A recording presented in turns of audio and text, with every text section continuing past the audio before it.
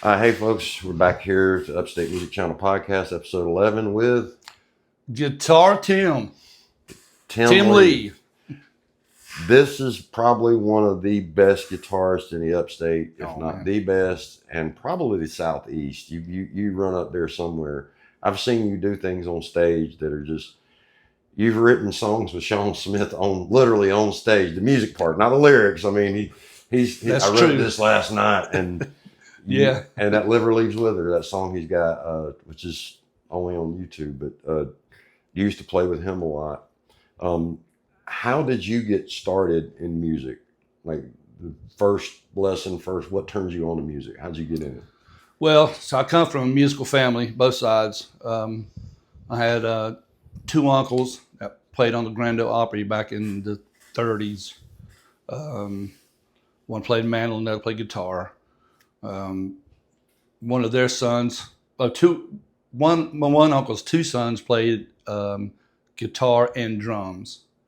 Then his dad played piano by ear. That's where I get my ear stuff from, I guess. And my dad played guitar and played trumpet, great trumpet player. So I mean, I've always been around it. When like a family business, you just kind of picked up into it. I guess, of course, church, I always started singing as a kid in church. That was my first gig in my church. I was just around it. Funny story, I hadn't played any, and I was not doing well in public school. So my parents decided to put me in a private school in the 6th grade and had to go to chapel every Wednesday. And this one chapel service we had, there were 3 guys in my grade, had guitars and was playing. And my girlfriend broke up with me to go with one of the guys that played. That's usually how it starts in music. It's always about it. It's a guy, it's always about a girl. It's a girl's always about a guy. That's right. So I was so mad. So I went home and I told my dad, I said, Dad, I want to learn how to play guitar. He went, okay. And so my dad, my dad was amazing. He went out and bought me a 1958 Sears Silvertone acoustic that I still have. My song Ragdoll Guitar. Yeah. That's what that's that CD about. right there, yeah, that's what that's about. I was going to ask you about that a little while. That guitar. Yeah. So anyway, he said, and he bought me a chord book, and I went all through that, and I was doing pretty good. And the next thing I knew, he bought me an electric. And that's, from then on, man, all my friends would be out playing, doing whatever, and I was in my room with the door closed, stereo wide open. Just, the way you used to learn songs, if you didn't read, the way you used to learn songs was like, put it on the turntable, put a needle down, play a little bit until you messed up, and then just over and over. And so that's what I did, just play it over and over. I've got a question for you. Someone said this, and I can't, it might have been on this, I don't think it was on the podcast. Either I seen it in an interview or just talking to somebody. But they were talking about, and it might have been Johnny Bedford, and it might have been online, now that I think about it, that you could pick, instead of like, a tape recorder, you'd have to get your little tracker and know, okay, between 15 and 25 is that little bit, one little part I've got to learn, you'd rewind it back. Oh. But a record player, you can actually just, if you know what you're doing, you can just pick it up and, and put it right back. Was that easier, or was it easier on the tape recorder? Well, I never used a tape. Never used a tape recorder. I learned all my stuff on the turntable until CDs came out. And the CD player that I had, it was one of those, it would hold .25 or whatever. Oh, yeah. And it had a looper on it. So if there was a section that I was struggling with, and I could just put that looper right there. And you listen to it, and back then, there was no going on the internet and downloading the tag and going on YouTube. No. Because when I first learned bass, I picked it up at Phil's Music in like 86 or something. And that's what you had to do. And tabs confused me. My teacher taught me, and I finally got it. And I'm like, that's it. I mean, you don't learn the scales, you don't learn anything, but if you can learn any song. You can, if you've heard the song. Yeah, if you've heard the song, there's none, and that's what about reading music. And I know you can read, you chart music. Yeah. I know. I told somebody this. It's like, I don't know how to read, but I know the alphabet. That's my level of reading music. Right. I know a little bit of it. I know it's like almost a 4D because it gives you time and everything. Yeah. If your ears are trained and you can look at charted music, it doesn't matter what instrument you play. You can. Is percussion different? Just in notation. I mean, you don't have any note unless you play something tuned like a timpani. Yeah, or something like that. That's got something a that different actually pitch has change. notes instead So of if you just play percussion. you just got like hi hat, it's got like a little kind of a butterfly X looking thing. Okay. And that's just, and then they write that out, and then like your snare would be just like a regular note, say quarter note or whatever. Your kick drum, same thing. So, it's like turned upside down.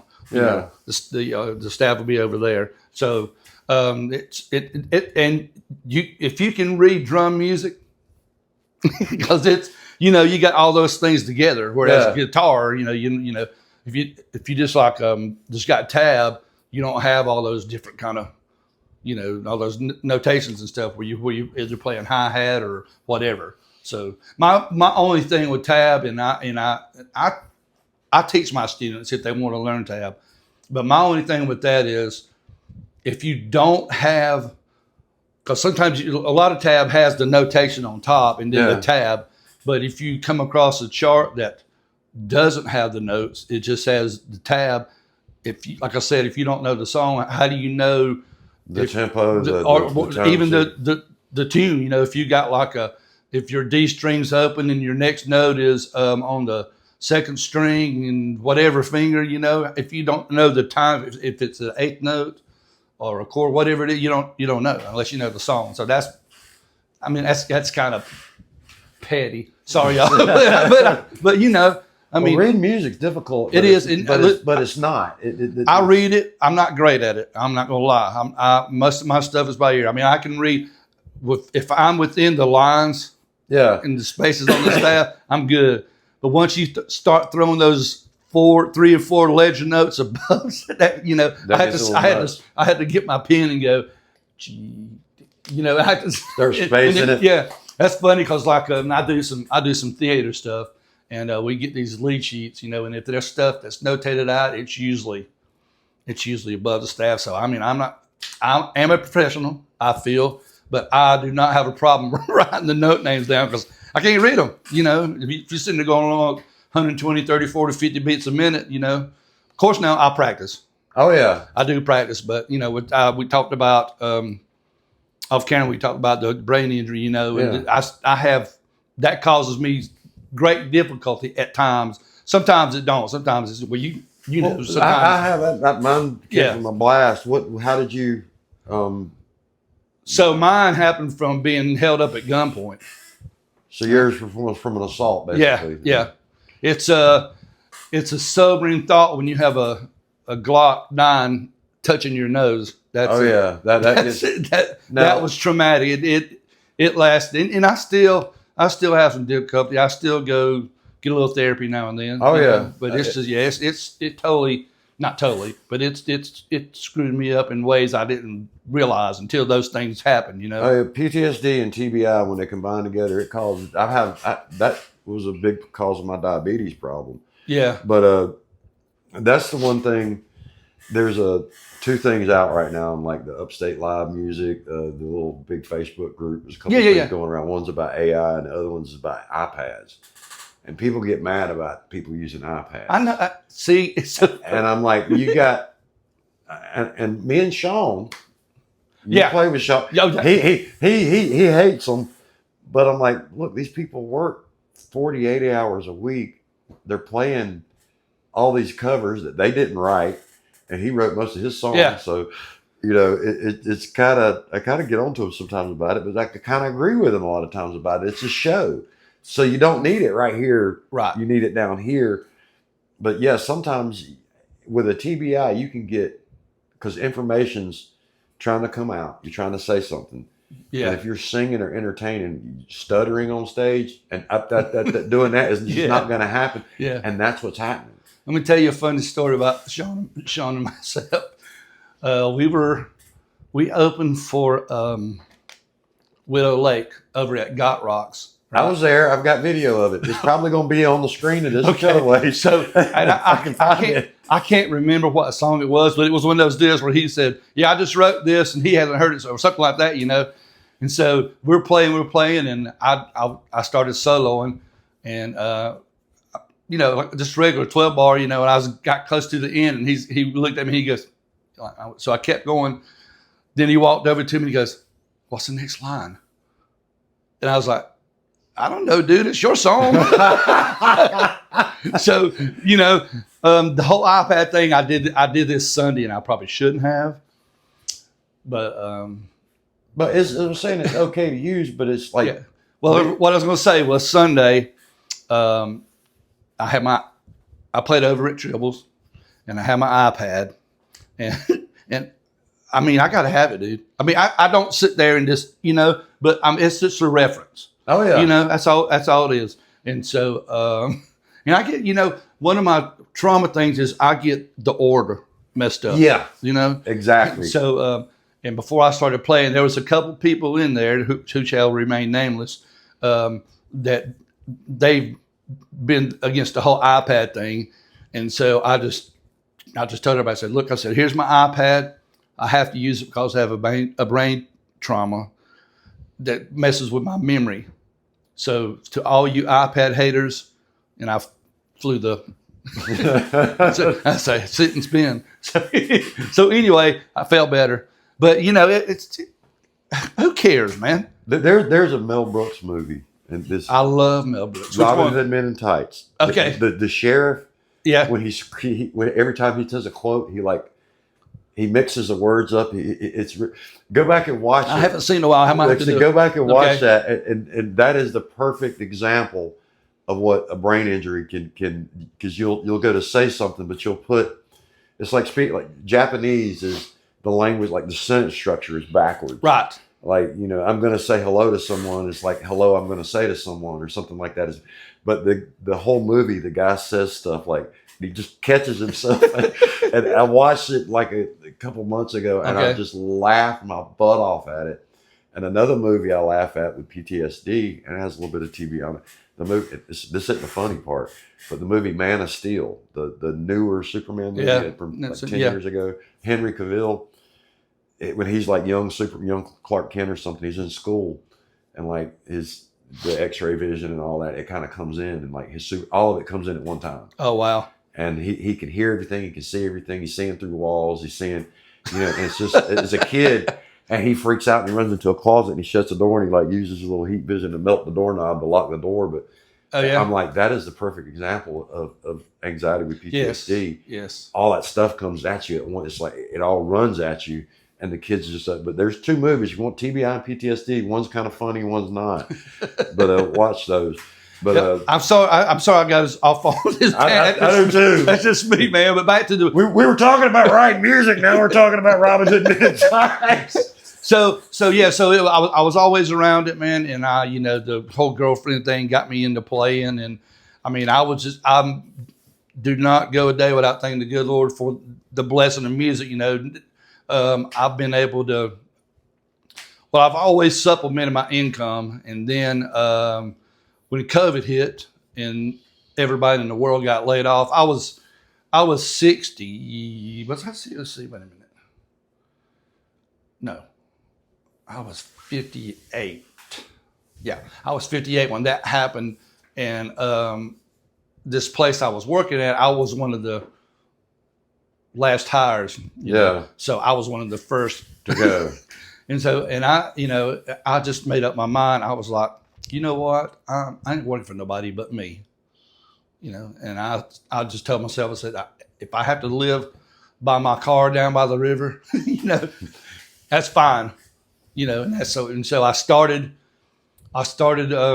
teaching out of my house, and I found this place just totally by accident because I came over here to talk to Rick Sanders, the owner of Lincoln Tap Room, about playing, you know. And he said, what else do you do? And I told him what I was doing. And he goes, man, I got a room for you.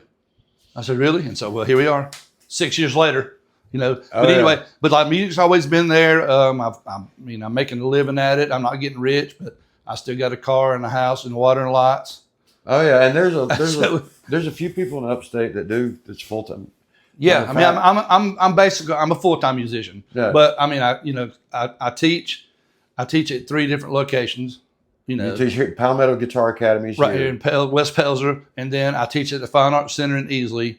And next month, The Fine Arts Center, is that the Midtown Music or is that something? well, different? Midtown Music was the music store. Okay. It's no longer there, but Okay. the Fine Arts Center is yeah, downstairs. because I took a few lessons there. Okay, so I can't. I don't know what the CHEE. It's a co-op for homeschool. Yeah. And I start teaching over at teaching lessons in that co-op next month, which will be over at Mount Airy.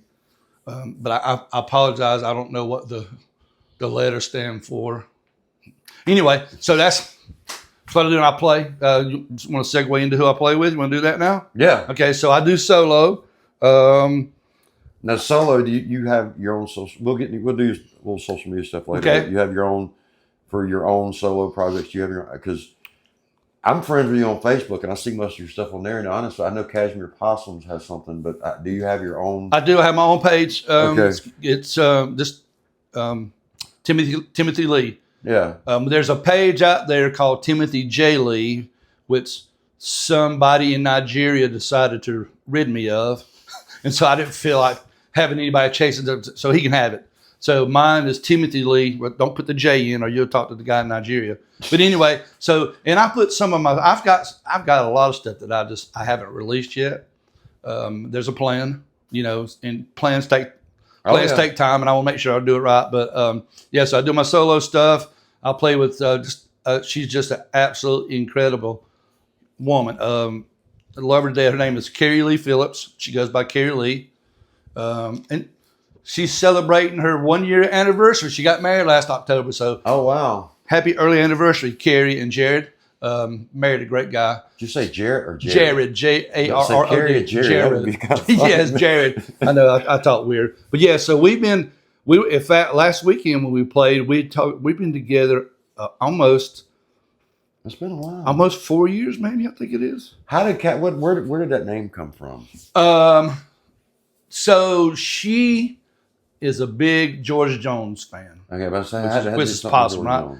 So the Cashmere thing is some kind of body lotion she saw or she uses or something, And so when we first started playing, we just went by Tim and Carrie, Yeah. and then I told her, I said, "Listen, we got similar names. How about this?" So her Lee is Leigh because that's her middle name. Yeah. And mine's Lee, my last name. I said, "How about we do this? How about we go Lee, not Lee?" You get it? Yeah, and actually spell it out. I brag. I thought it was genius. But anyway, and just in typical Carrie fashion, she goes, she's like, "Well, wouldn't you feel slighted with your name being last?" And I was like, "Well, why does mine have to be last?" Doesn't she do most of the vocals? Oh yeah, Not saying that. No, but just the thing about, I said I didn't look at it that way. I mean, I just thought it was funny. You're But anyway, so I play with her, and we're not as busy as we used to be, but we're getting ready to pick back up. We talked about writing our own record, everything original, and that's going to happen. It's part of the planning stage. You got 2 originals out now on Spotify and iTunes. I do have 2 originals, and I've got some covers too. Yeah. That you have a writing credit for. Well, I looked at. Let's see if they're still on there. I looked that up the other day. I was like, I know you got 2. Let me make sure you got any more. And it's got there's a Christmas song. What is it? Lonely Christmas? No, it's an instrumental. When the dog bites, when the beef. It's hold on. Yeah, it's my favorite things. Yeah. I looked up. I was looking up the songwriters, and I hit that by accident when it said credits. Yeah. And I had you as a writer. arranger. No, it had you as a writer. And I looked up at every song on there. It was something. There's a glitch in iTunes or something. Yeah, no, I'm pretty sure when I put it on a distro, Yeah, I put arranger. It was they Rodgers and Hammerstein. yeah, I was saying that. But it had you listed. But you have two on there for sure. I know, Okay. Ragged Old Guitar and Singing My Song. Yeah. I like both of those. Thank and you. you're gonna try to get some new ones out. Well, it's in. Like I said, it's in the plan. I got a multifaceted plan going on right now. I just talked with somebody today about doing some stuff in the future. I can't. Try. But it's one of those things because then we'll get out and say it and it not happen. I've done that before, so it'll learn a lesson. But yeah, so like I said, Carrie and I are going to do a record. I would like to do a record with some friends of mine. I got it's right there, y'all. So I got this idea to do this record with some upstate musicians that are friends of mine, and call it and entitled the record "Common Thread." You know, the music being the commonality between all of us. You know, so there's about I don't know, man.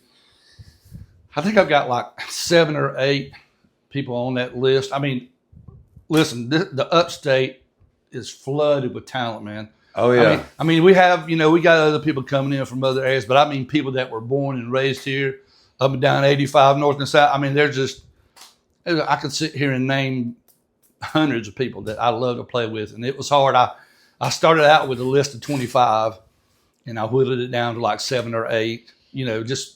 Just for monetary purposes. You know, it's expensive. I hope to do it right here. Maybe track the drums in a professional studio, but then do all the instruments here. That's in the I've got the laptop. I'm in the software. I'm that far. I just need a few more pieces, I'll be able to do it. So now you've got, like I said, the Cashmere Possums. You're on, and you teach at 3 different places. I also do a group called the Faulty Plowers. That started out as an acoustic trio, and it's kind of morphed into some acoustic and some electric. I'm my drummer and former bass player. They were like, "Hey, you should play more electric guitar. People like your electric." And I was like, "Well, guys, that's not what I was trying to do. I was trying to do something that nobody else was doing, But anyway, what do I know? So yeah, so the Faulty Plowers, and that's enough right there, man. But I go fill in. That's it. I teach at 3 places. I do solo. I got the duet, and I do some band stuff. I do some recording sessions. Those are few and far between because being a studio musician and being a live musician could not be further apart, man. I have the studio is tough. Okay. And it's part of your background. Okay. There is you know who Neil McJunkin is? Oh yeah. Okay. Love Neil. Super Neil, guy. Jimmy Smith. Yes. And Bobby Massengill Yes. all have a similar tone, almost like Eric Clapton, but a little bit of dirt to it, I guess you'd say. Yeah. But you all have I've recorded all of you. I've listened to all of you. I've been over and over and over again when I've edited stuff, and I've heard you over and over. It's enough to notice that there's some type of. And I talked to Jimmy Smith one time, and he told me, well, Liberty High School used to have guitar. They used to teach guitar for lessons. I'm like, oh, wait a minute, I know Tim's not from Liberty. Jimmy and I grew up in the same neighborhood. That's what he told me when I went up there. And I was telling him about that. I said, man, I told him before, and he told me something about. And I went, well, that connects you and Bobby Massengill and Neil. I said, Tim, there's also Eric Berthold that sounds a little bit like y'all. Y'all tour the Oddballs, and then Jimmy's like, me and Tim had the same teacher at one time. And I'm like, well, that who is that? Y'all either grew up or no, we didn't have the same teacher. We grew up. He lived 2 streets up from me. Okay. Yeah, and we. Now, did you grow up around here or? No, Greenville. Okay. White Horse 123 area. It was so funny. The first time I met him, he had this, I want to say, I want to say it was one of those custom amps, one of those. Oh, I can't remember, but he was out on the front porch, had the stereo blasting. You know, that's the first. He lived across the street from family, Sammy and Jamie Neese, and I was going up to hang out with Jamie, and he was out there playing, and I was like, "Who's that?" You know, so went over and introduced ourselves, and that was probably 78, 79. That was a long time ago. When did you first start playing on stage? Like, when was your first show? Did you Now, so are we talking like venue? Or venue, like a regular pro gig? Not really pro, you know what I mean? You know, a paid gig. A paid gig? Yeah. Okay. So I did my first paid gig. I was 14. I played a Valentine's banquet. Okay. At my church. I made $25. That was big money, man. Say that. How long ago was that? Summer of 79. So early 80s, late 70s, you would be. And I started in the early 80s with a band called Breaking Even. I put that together with some friends of ours, and we played half a dozen gigs. And then one guy, you know how it goes. Somehow, I can't, blah blah. So that split up, and then I helped form a band. This was 83 or 4 maybe, called Trix, Trixx, with Greg Barfield was lead singer. Mike Padgett was on the other guitar. I can't remember. Kevin somebody on drums, and then Billy Smith. Billy Smith was a great drummer. And then Anthony Thomason. He was on keys. Anyway, so we did that for a couple of years, and I was in the Guard. I'm about to say and I had to go to Belgium. Military. So I went in the military in '82 as a National Guard. Yeah. I mean, and so of course, they decided to send me to Reforger when that was like the first 3 weeks of January. All right, and I had to miss a bunch of gigs, you know, those 3 weeks, and so they decided to let me go. So because I had a newborn, I had a family, I couldn't do this, I couldn't do that, you know, and I was just like, and thing about it was, okay, so, and it's happened to me a lot. So I was like 3 years older than one guy, and then 5 years older, and so I was like the older guy. Yeah. You know, I mean, I had all these responsibilities, and I was just like, you know what, man, y'all can't get yourself up to go to pee in the morning. I mean, you know, I can do my schedule. I don't need. So I was 24, 25 at the time. Greg was 21, and then the other guys were like 18, 19. I said, I don't need nobody to, hold my hand. I mean, I can do my own thing. But anyway, fine. So I don't want to get off on another tangent. Now, you were Army Guard and Air Guard too, right? Well, it wasn't the Air Guard. It was Air Force Reserve. Okay. National Guard, yeah. And I wish I could have stayed. I was in it so I got out of the Guard, and believe it or not, I guess I was really missing the money. So I was out for like 4 years, maybe 5, and then there was a guy that I worked with at the time. He was in the Air Force Reserve, and I talked to him about it. So I went right and joined up. I mean, Air Force is cat. Oh yeah. I tell everybody I was stupid twice. It was Army Marine Corps. You know? Well, you were just once. Well, yeah. Well, and honestly, the reason that I didn't go in there, I went to join the Air Force full time, and the reason I didn't was because I didn't score high enough on the English part of the ASVAB or whatever. So anyway, so I joined the Guard. Did 6 years, then I was out a few years, and I was like, I'm gonna try this. So I joined the Air Force Reserve. Number one, every other month went to Charleston for the weekend. Oh yeah, and that was easy, man. You could drill like in North Dakota or something if you had a specialty MOS and live somewhere else, and they'd pick you up on like Grimbles Park. I've talked to guys before the Air Force and even Air Guard in different states, and it's like, y'all go to drill, you go like Friday night to the airport and fly there, and like Guard, certain unit.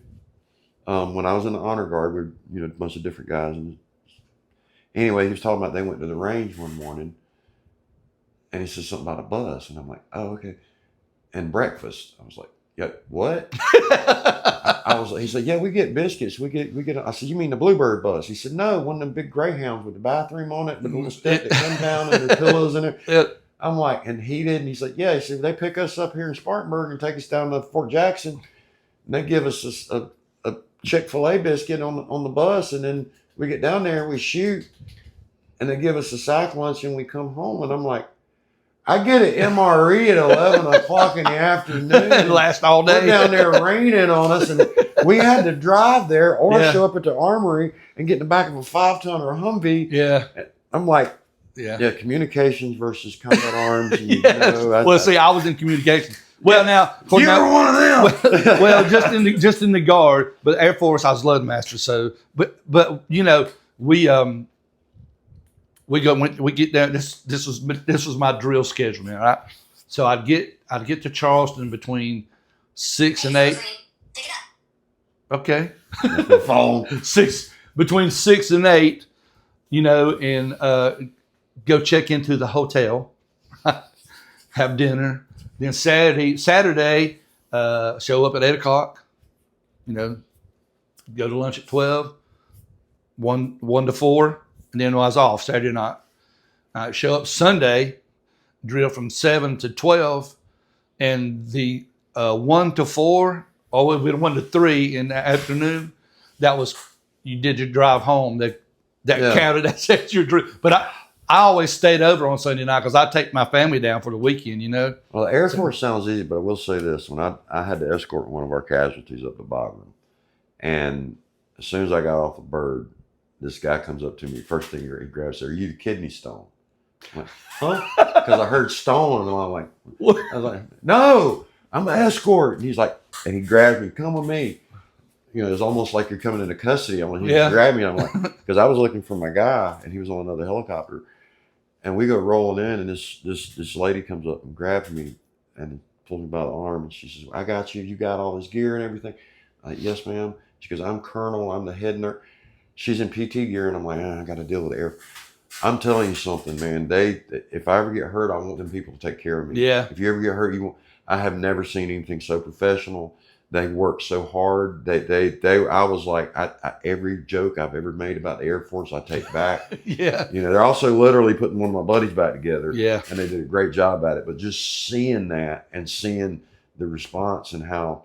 But one of the things, this guy was a medic that got hit, and the first thing he said to me is like, "He's one of us. Yeah, we got him. Don't you?" Because they could tell I was already like, that scene from MASH where the guys, Oh yeah, Yes, I could be one of them type deal. Yeah, right. But they told me that was just a whole experience.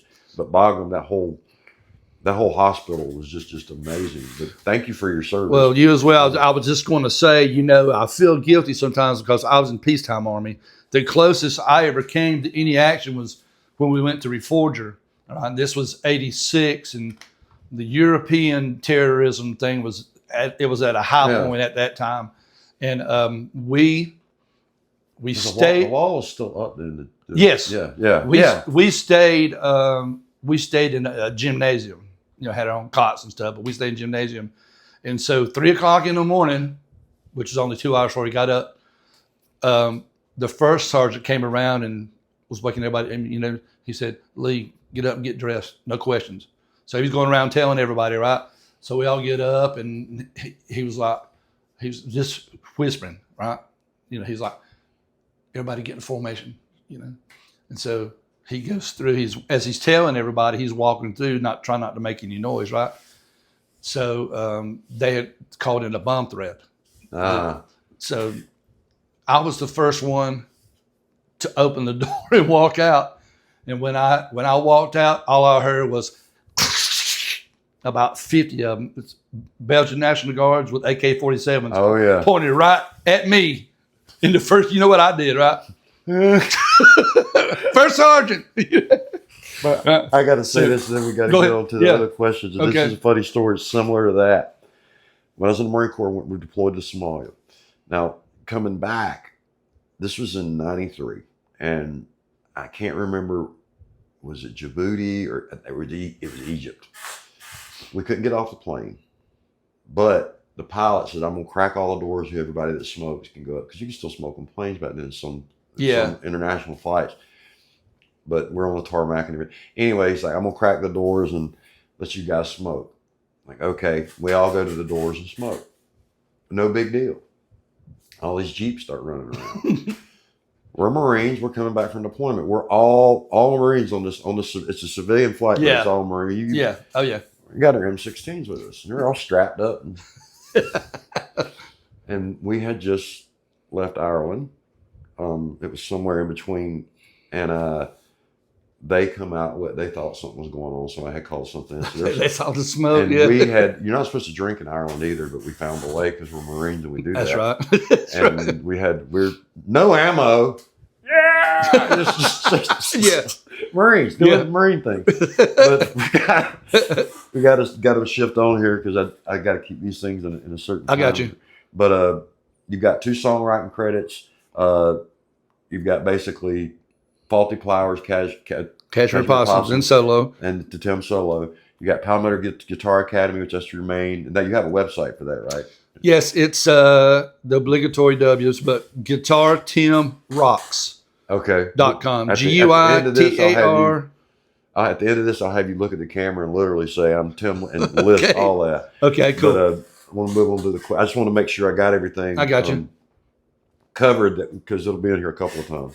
But this is an informal podcast. This is the only thing. It's just 3 questions. This is the only 3 I have. Okay. One of them is, if you ever seen any of the Marvel movies where they have the multiverse, you can go back and wherever in time and find whenever you got into music, however you got into music, something changed where you never picked up an instrument, never got into music. What do you think you would be doing, and would you be happy with it? Well, that actually kind of happened when I was, wasn't at 12, but when I was in my 30s. Richard Petty's always been my dad. And then Richard Petty. Those are 2 of my heroes. I always wanted to drive a race car, and I bought one 86, so I would have been 24, 25 maybe.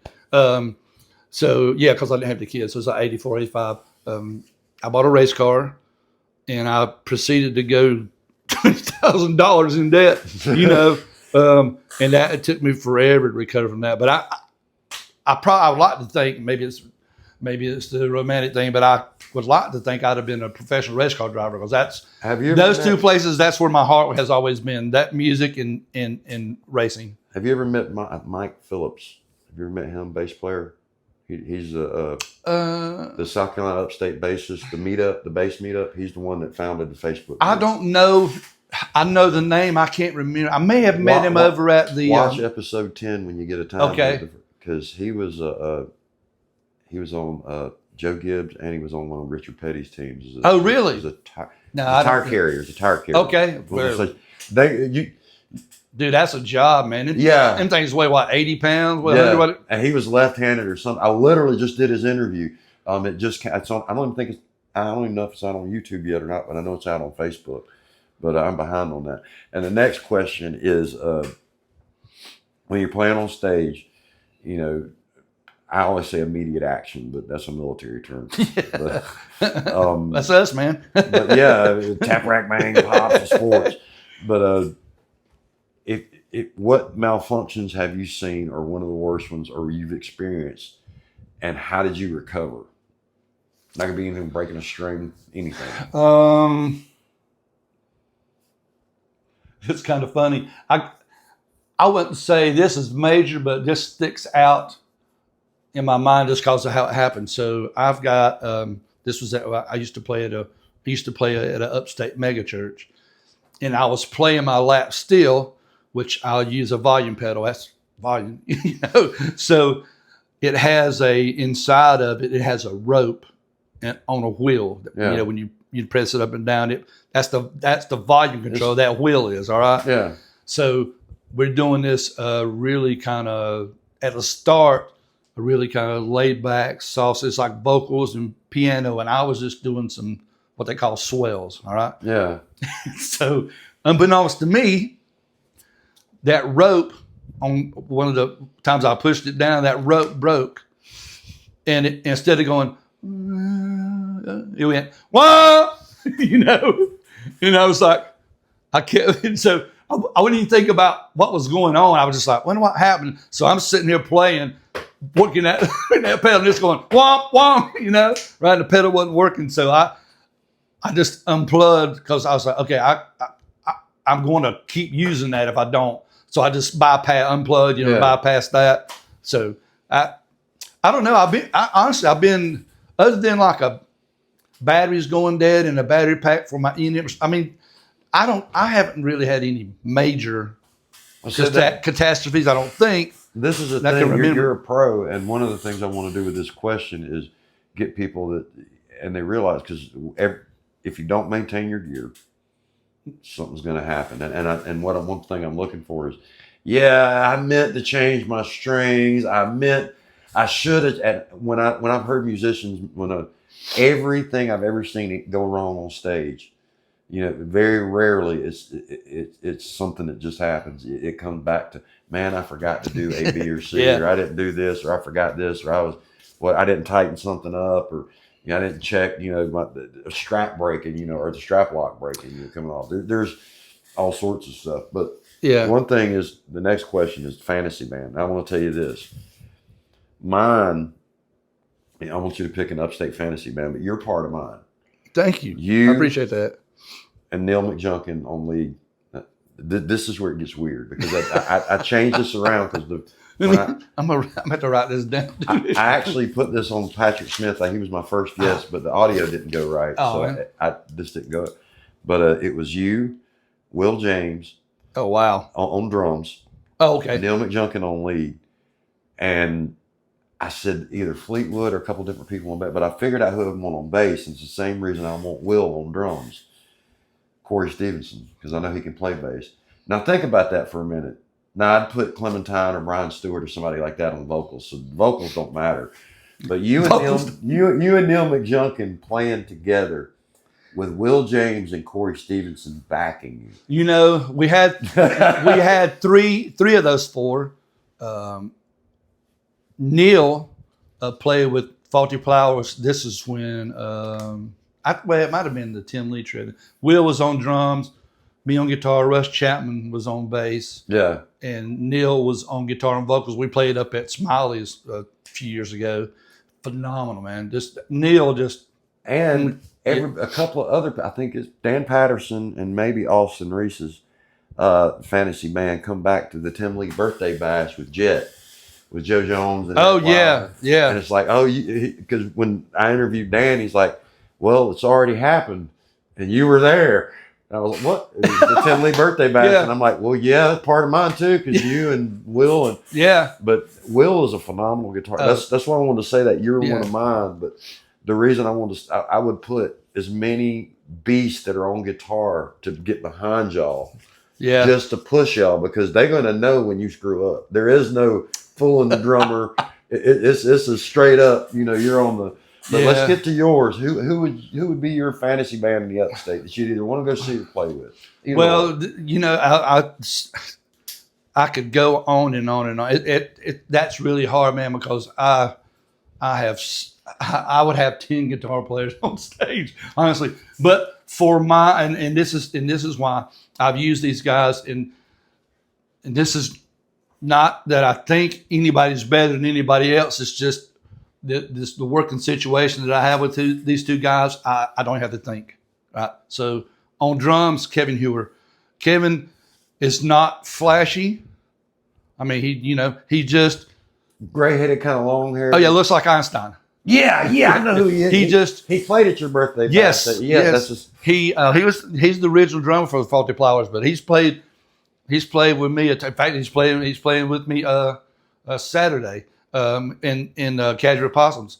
But I like him. I love him for the person that he is first, but as a drummer, he just knows how to play to a room.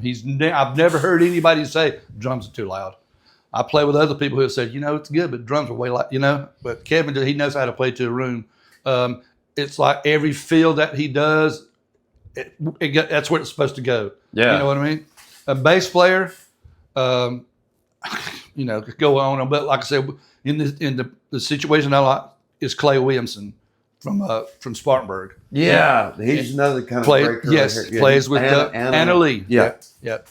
So him, if I wasn't singing and I had somebody singing, it'd be Clementine. Yeah. She's like me in the sense that I can play a lot of different styles on the guitar, and I do pretty good at a lot of them. And she's like that. She can sing anything. She can sing a freaking phone book and she's still got have a it, projection. And then there's another thing too. So I'm big, you know me, man. I'm big on the people. She's just a doll. Love her. Her and Patrick both just love them to death. I mean, if my lead guitar player, Shane Pruitt. Oh yeah. Kim McKinnon, Neil McJunkin, Cole. I could just Eric Weiler. Oh yeah. There's just a Craig Hayhurst.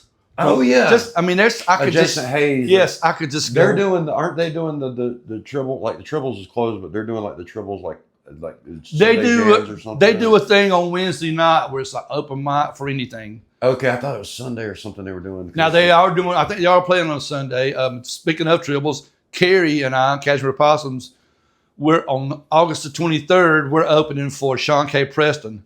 Okay. If you have not seen Sean K. Preston, go to Tribbles. Okay, I'm just that guy. He's I think he's maybe half Korean. And when I first saw him, not in a bad way, it just looked kind of fun. You see a Korean guy singing rockabilly. That was kind of.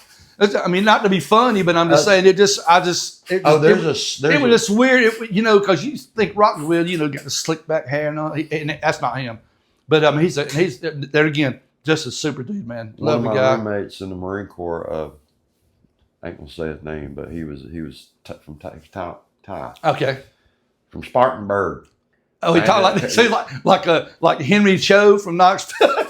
When he was up at the barracks and they were putting him in a room, and I walked down and I said, "Hey man, where are you from?" "I'm from Spartanburg, South Carolina." "I'm from Greenville." And I'm like, "I gotta get you in my room." First off, that is just cool.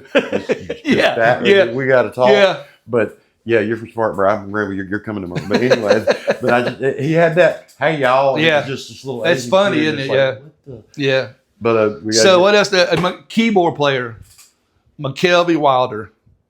Oh yeah, he's a shaved head guy, right? No. He's big guy. Does video? Yes, because he did. Snapster booth. He has those Snapster booth cameras. Okay, he got 3 or 4 anyway. But he does more than that. But just there again, he's not flash. He can, but he's not. He's just always there. Chords are right. Blah blah blah. He knows music inside and out. Great singer, great harmony singer. Guitar player, Catlin Owen.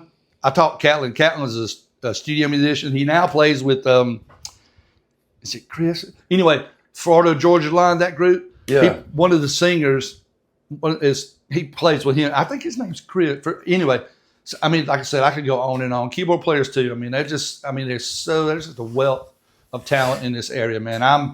I'm fortunate to be a part of it. I'm shifting now in September and October to like 2 to 3 episodes a month to film. Yeah. And I looked at it. I don't think I will ever, because I'm 54 years old. I'll probably die before I run out of guests. That's a good thing in a way. that are professional musicians. When I say professional, they're earning money on some type of stage playing music. Yeah. But we got to get off here and just look at the camera, say who you are, all your social media, contact information, and all that good stuff. Websites, everything, if you can. Okay, so my name is Tim Lee. I'm the owner-operator of Palmetto Guitar Academy, located here in West Pelzer at 1 Hyman Street, Hindman. It's right behind the Baby Sumo restaurant on Main Street. I'll struggle with my socials. My website is guitartimrocks.com. That's all lowercase, guitartimrocks.com. My IG, if I remember, I never get on there. Guitar Tim 22, I think it is. I got a bunch of stuff, man. I got like I got WhatsApp. I don't know all of it. I just got it because it's social media. Yeah. And I hardly ever go to those things. What else was you? Just your social media. I think that's pretty much you it. Got the Cashmere Possums. Cashmere Possums. We do have a Facebook page. It's the only one on there. Facebook / I don't know if the word "these" in that or not, because I never go to it.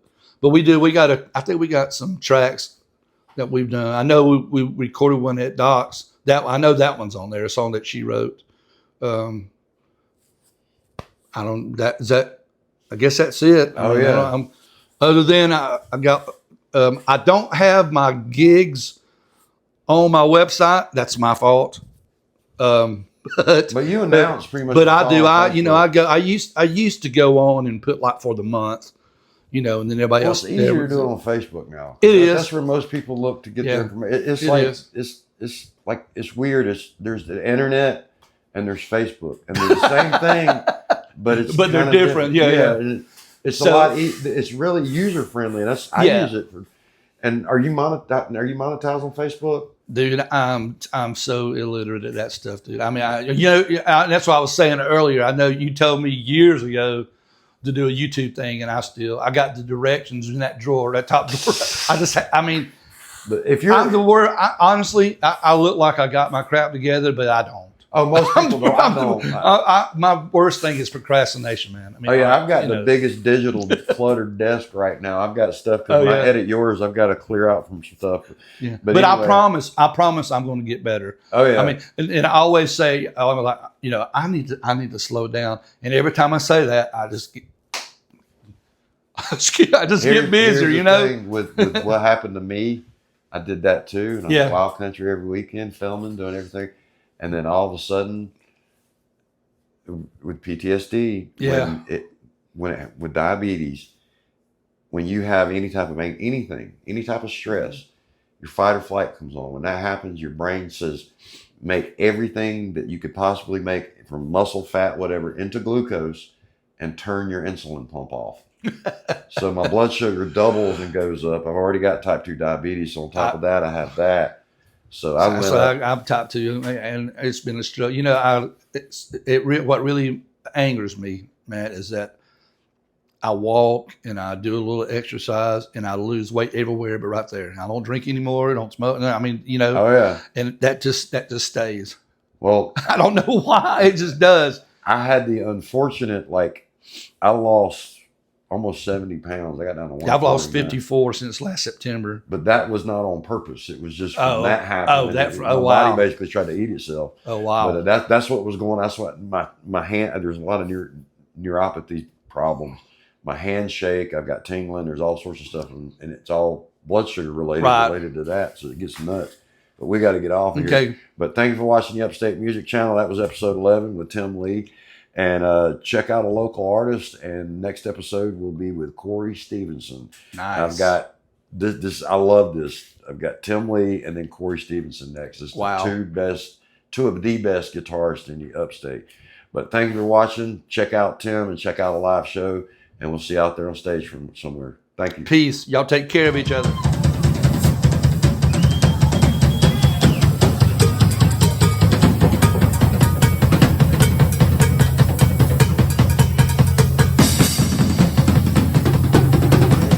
South Carolina and Greenville, we have the top-notch musicians, man. It's awesome to see the variety that we have around here and the way things kick. I'm tired. But keep it rocking, Greenville. We'll see you.